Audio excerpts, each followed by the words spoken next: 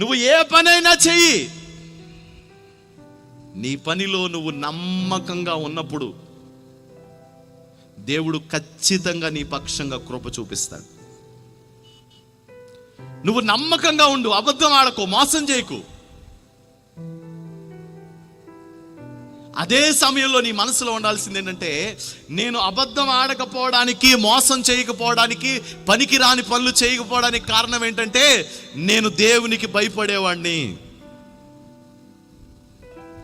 నేను లంచం తీసుకున్న దాంట్లో 10వ భాగం ఇవ్వకూడదు,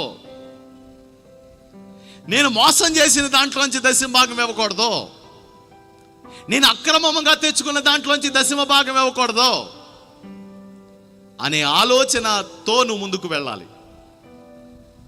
ఏలి ఎదుట యెహోవాకు అతడు పరిచర్య చేస్తూ వచ్చాడు. నువ్వు దేవుని ఎదుట ఎలాంటి పరిచర్య చేస్తున్నావు?